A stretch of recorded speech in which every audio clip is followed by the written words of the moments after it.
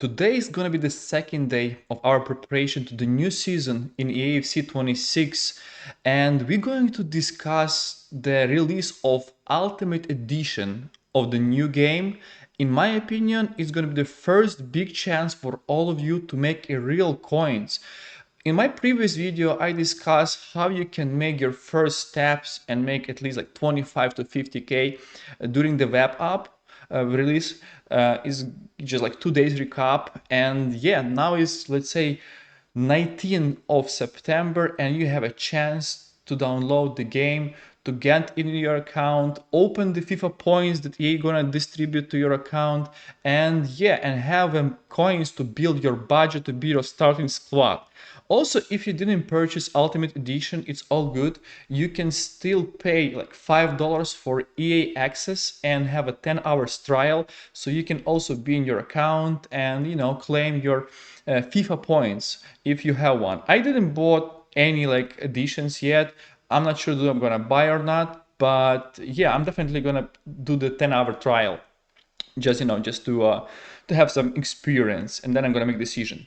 So how you can actually make your coins and why is this so important? So let's a little bit review the Ultimate Edition. Like I said, you can download your game and start playing on noon, September 19. Which other feature worth to mention? You're gonna get your icon if you had like pre-order before the August 26th, so you're gonna have untradeable icon. Also, you're gonna have a 7 days early access before the standard edition release, which is a huge boost, huge advantage, because you can play your squad battles, division rivals, other objectives, and you can get the tradable rewards for doing that. So you're gonna be way above the other players who have just standard edition. So yeah, it definitely gives you a big step forward. Another one is Season 1 Premium Pass.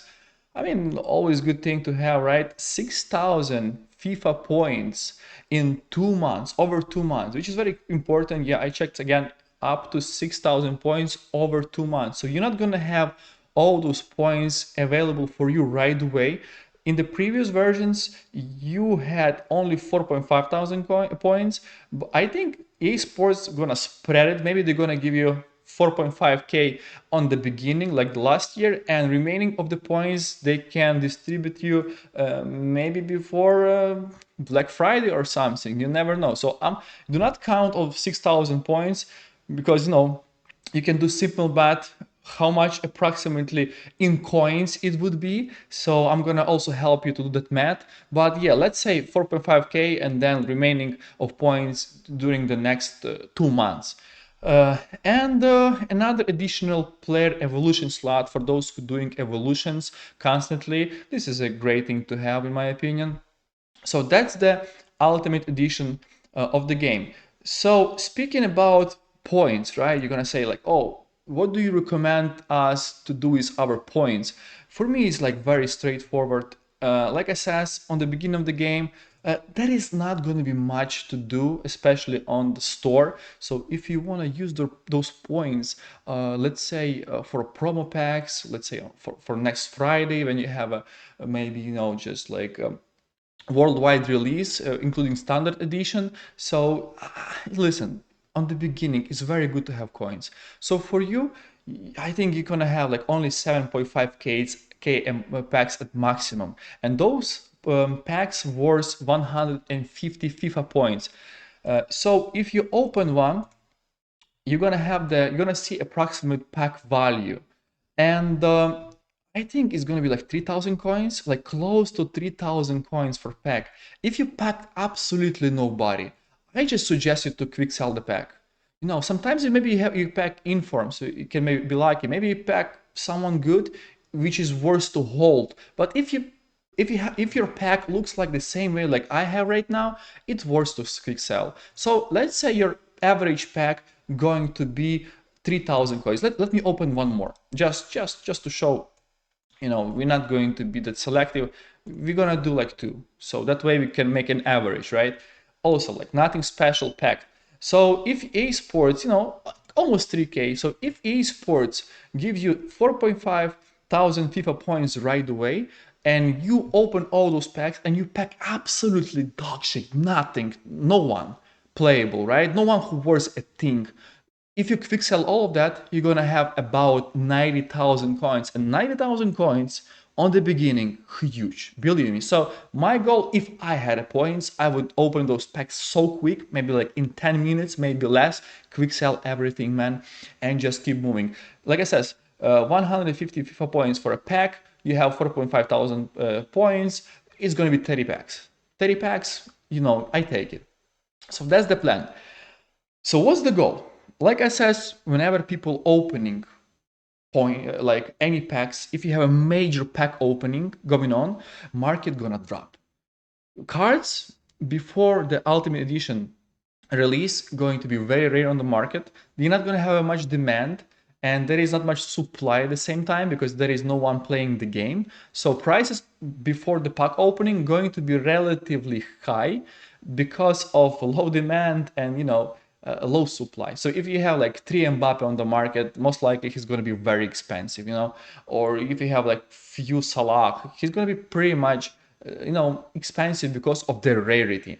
And whenever we get the major pack opening, let's say everyone jump on the game, everyone hop on the game, everyone open those FIFA points, using the FIFA points on those 7.5k packs, you're gonna have some deep. So cards gonna drop and then they're gonna rebound. So you're saying like, okay, if everything happened at the same time, there is very short period of time for you to make coins, because maybe like 20, 30 minutes people opening packs, they quick selling everything they have, they selling everything they can sell, and then they see the budget and say like, okay, let me build my squad and compete in like division rivals, maybe like squad battles, whatever you really like. Maybe do some online drafts, like me, whatever, right? Use those that money.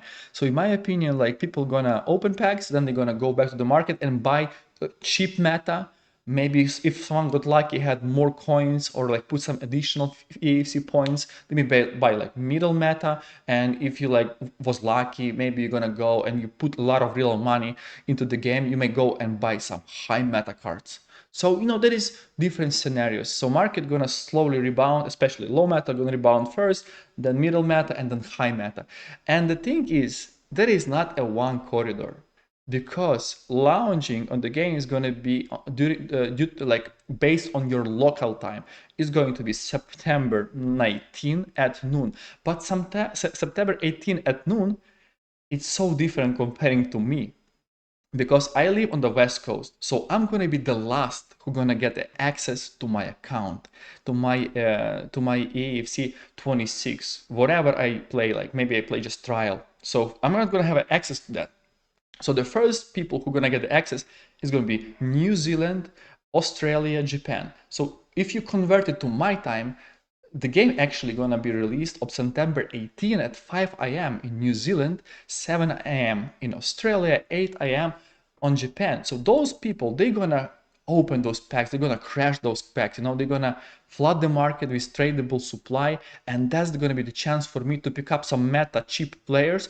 Like whenever they have a pack opening, let's say from 5 o'clock in the morning until like 5:30 in the morning, 5:20 in the morning, you're gonna have some massive dip, and then you might see some rebound before the Australia gets in. Then Australia gets in, you're gonna have another dip like for 20-30 minutes, and then slight rebound on some popular cheap cards. Same thing gonna happen to Japan. Those three markets, they're not that rich, they're not that big, I would say, because the biggest FIFA population, I would say, located in the Central Europe and especially in UK. So whenever Central Europe, Eastern Europe, UK going to launch the EAFC 26, open their FIFA points, this is going to be the major crash. Like Central Europe, Eastern Europe market gonna drop, and then when UK gets in, you may see another slight dip, and after that, market gonna skyrocket, because the next people who gonna get into the game with with big bucks is gonna be United States, East Coast. I used to live in New York, so for me,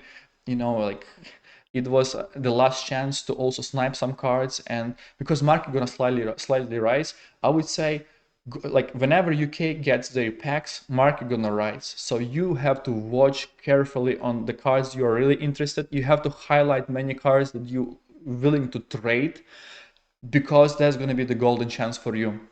So, like I said, Central Europe, Eastern Europe, and UK, that's the golden time for you, because after UK open their packs, after UK build the teams, after UK gonna go play competitive modes, and just make coins by playing games and stuff, etc., by building squads, market gonna fly. And another, like, I would say 5 hours, market just gonna be on the rise before the United States gets in, and then it's maybe small dip again, but going forward, market should do well for the rest of the day.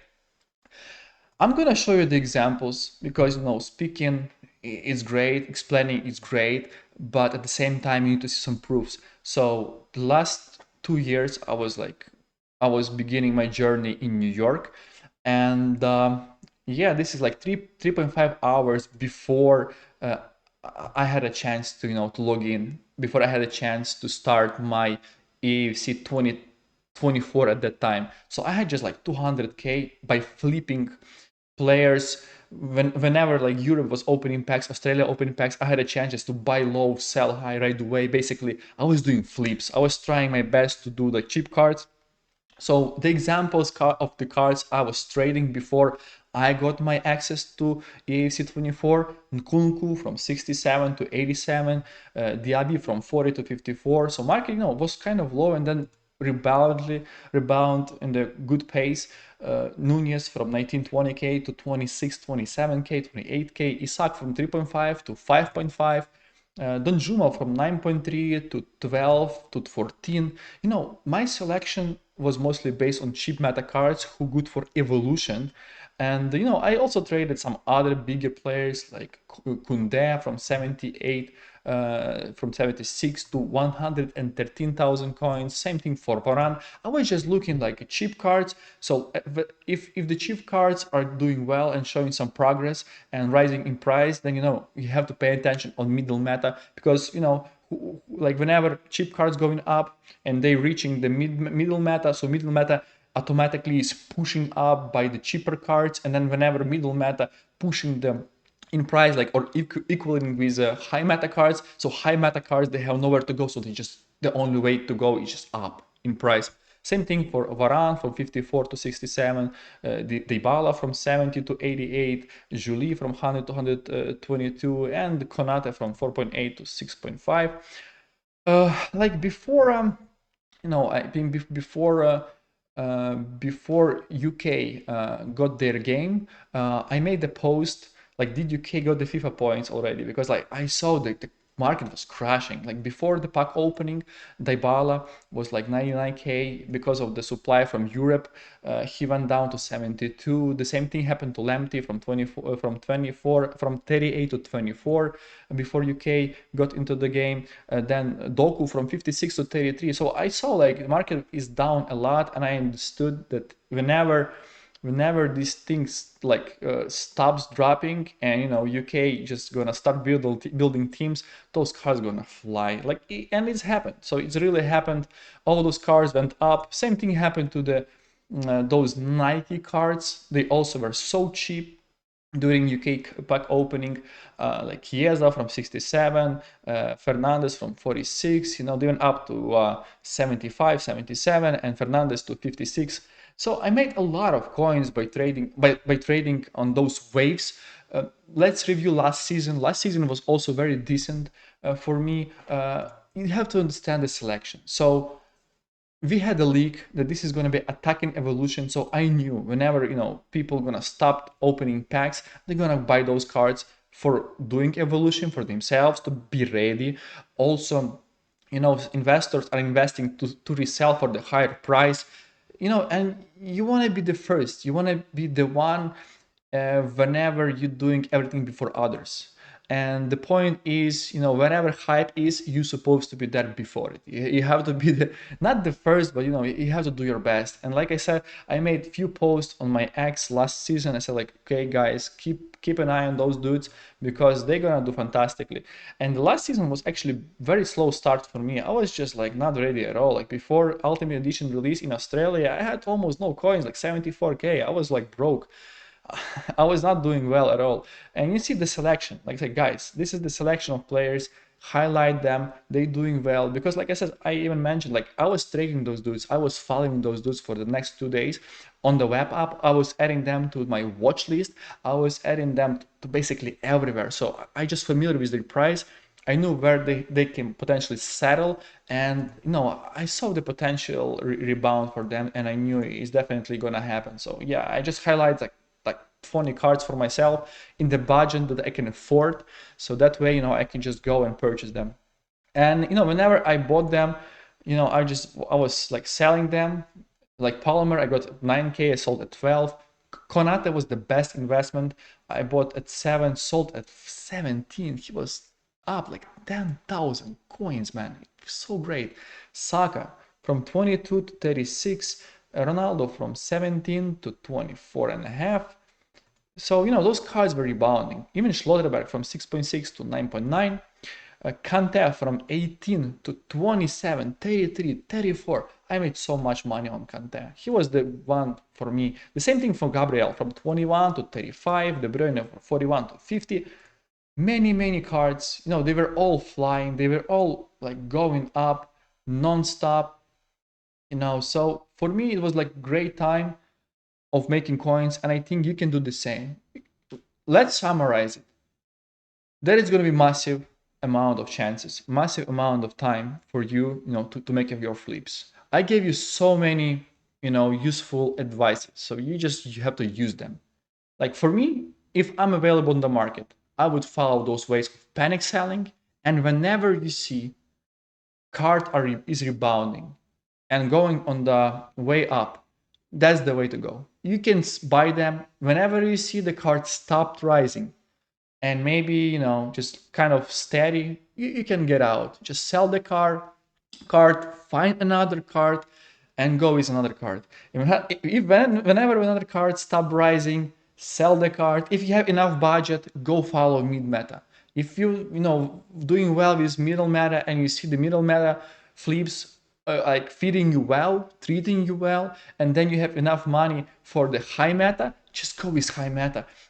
Think I have an example because the market was just flying and I saw like all the left wings in the game just like skyrocketing, and the Neymar, he's like the next, he's like high meta at the time, and I knew like, okay, if Neymar is like still cheap, like 150k, and all other market is up, who is gonna rise next? If all like left mids, cheap meta left mids, middle meta left mids are high, what's gonna happen to Neymar? He's gonna follow the same trend.